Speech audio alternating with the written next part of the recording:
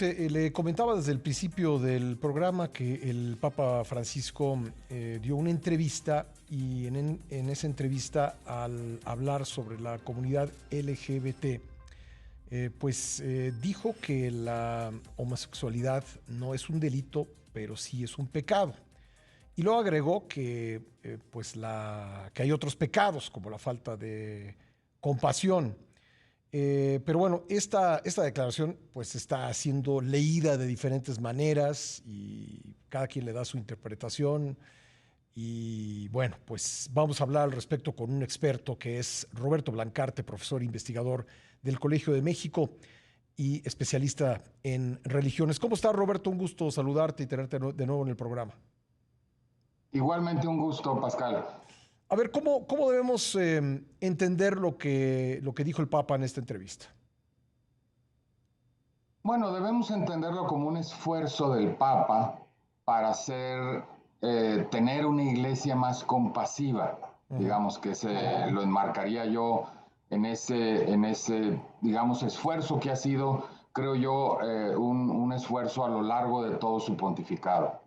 No sé si recuerdas aquella frase que también él señaló cuando dijo en alguna entrevista que la iglesia era como un hospital de campaña, es decir, de guerra, ¿no? En donde había que estar atendiendo a los heridos sin estarles cuestionando demasiadas cosas, simple y sencillamente como una emergencia, ¿no? Ujú. Y yo creo que así lo ve el Papa, como una situación de emergencia en donde la iglesia se debe de ocupar de las cosas más importantes.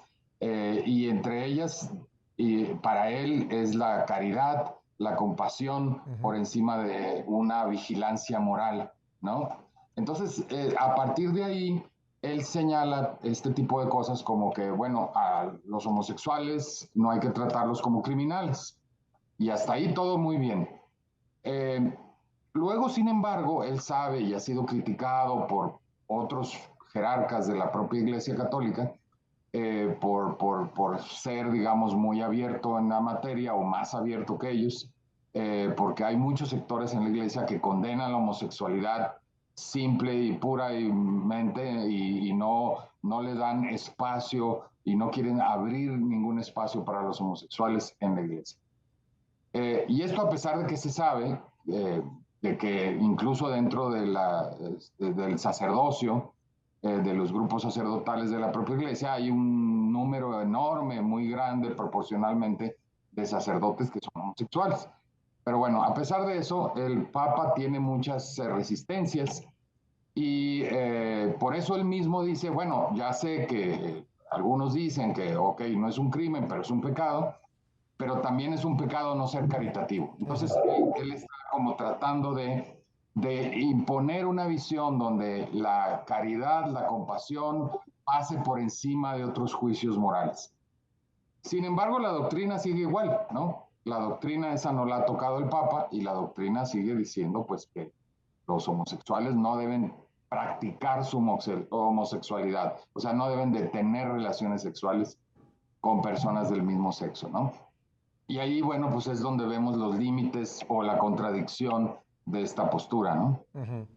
Sí, porque digo, mientras no haya un intento de cambiar la doctrina, pues digamos, no hay demasiado que opinar al respecto. Puede haber eh, pues visiones y creo que el Papa claramente está estableciendo la suya, un poco, pues yo entendí que está, digamos, le está diciendo a cierto grupo de católicos que solamente se fijan en un pecado, pero no se fijan en otros.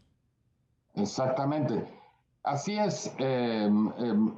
Ahora, les está diciendo, ustedes deberían de ser más compasivos Ujú. y ser menos, digamos, vigilantes de una cierta moralidad que simple y sencillamente aleja a estos creyentes, a estos feligreses, que sí quieren ser católicos, que sí quieren seguir siendo católicos, pero nosotros les cerramos las puertas así, ¿no? Ahora, obviamente, el problema de fondo, yo he estado insistiendo, es el tema de la sexualidad. Ujú.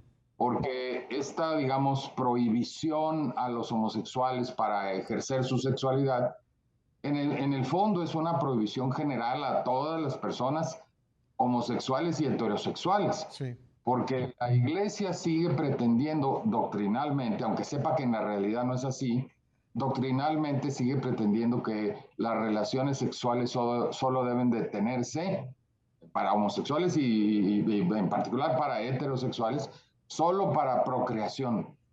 Entonces eso significa que uno no debería tener relaciones sexuales más que cuando quiere tener hijos. Ujú. Obviamente eso no sucede en el mundo, ¿no? Eso es una ficción que la iglesia sabe que existe, pero insiste en que esa es su postura doctrinal, ¿no?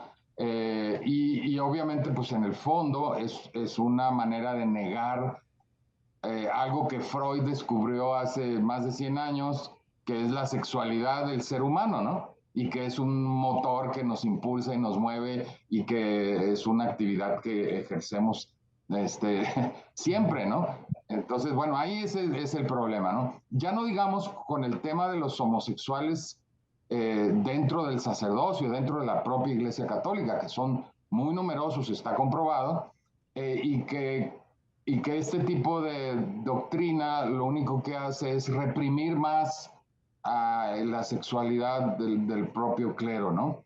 Así que es un tema, digamos, que va más allá, que involucra a la propia iglesia y al propio sacerdocio de la iglesia católica, pero ciertamente, bueno, si uno quiere ser optimista, como yo suelo serlo, bueno, uno se fija en que por lo menos este papa intenta ser compasivo. Ujú. Luego, si uno quiere ser realista, uno se da cuenta que pues, no se puede solamente ser compasivo sin cambiar las condiciones y sobre todo la doctrina que sigue maniatando o pretende maniatar la sexualidad de sus feligreses, ¿no?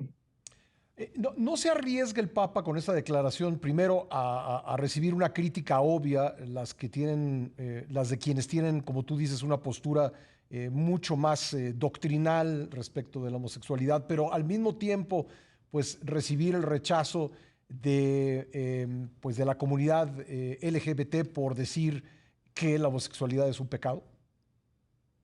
Sí, ¿No, bueno, no se coloca precisamente. dos fuegos, digamos, el Papa con esto? Sí, sí, sí. El Papa está caminando en una línea muy delgada que tú señalas muy acertadamente, en donde recibe el fuego de todo mundo, ¿no? Ujú. Por eso él mismo, si uno ve la entrevista, el video, por eso él mismo luego digamos, se contradice o señala la limitación, ¿no? Ajá. Cuando dice, bueno, sí, ya sé que es un pecado también, ¿no? O sea, no es un crimen, les estoy diciendo, pero ya sé que es un pecado, Ujú. pero hay que ser caritativos. O sea, él mismo está como contraargumentando lo que ya sabe que le van a decir, ¿no? Ujú. Y él sabe los límites de su postura, pero bueno, él le gusta caminar en esa línea muy delgada en donde pretende dar un pequeño pasito, pero él sabe que es un paso que él mismo debe saber no es suficiente, pero eso es lo que él quiere hacer o que él puede hacer porque así funciona la Iglesia Católica. Por más que el Papa tenga todos los poderes, porque el Papa concentra el poder ejecutivo, el legislativo y el judicial dentro de la Iglesia, Ujú. a pesar de que él es omnipotente dentro de la Iglesia, tiene en realidad una serie de resistencias y de contrapesos reales que le impiden ir tan adelante como quizás él quisiera, ¿no? Ujú. Y ciertamente no se le ha visto ninguna intención de modificar la doctrina, sino simple y sencillamente la pastoral, es decir, la manera de atender a las feligreses. Pero eso va a cambiar el día que él se vaya, ¿no? Porque no sabemos qué va a ser en términos pastorales el siguiente papa, ¿no? Ya. Mientras no se cambien las leyes, pues todo queda igual, ¿no? Él también abordó el tema de una posible renuncia con motivo de la muerte de Benedicto XVI hace unos días y dijo,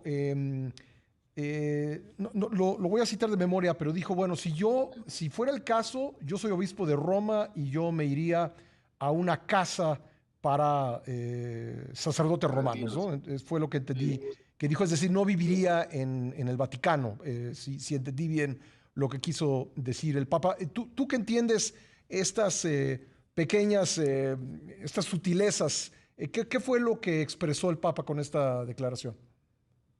Bueno, lo más importante, creo yo, es que dejó abierta la posibilidad de la renuncia. Ajá. Es decir, que el acto de Benedicto XVI no queda como un acto aislado, sino como un precedente importante para quien así decida como Papa, que realmente ya no tiene la fuerza, la energía y la capacidad para dirigir una institución tan compleja. Uh-huh. Pero al mismo tiempo dijo, yo ahorita me siento bien, en más cada vez estoy mejor, ya me recuperé de la rodilla, etc. O sea, no me descuenten ahorita todavía, pero si yo siento, tiene 86 años, ¿no? Que fue la misma edad que renunció Benedicto XVI. De hecho, Pero dentro de sí, 2 meses cumple 10 como Papa, ¿no? exactamente. Uh-huh. Y dice él, si yo siento que ya no puedo, pues igual voy a renunciar. Eso a mí me pareció lo más relevante en términos de que puede suceder, ¿no? O sea, lo que yo creo que, digamos, los que vieron a Juan Pablo II en su decadencia física y en su decadencia en el control institucional que se dio en los últimos años de su pontificado, yo diría los últimos 3, 4 años entre, no sé, 2001, 2004, 2005, Uh-huh. no quieren que eso se repita.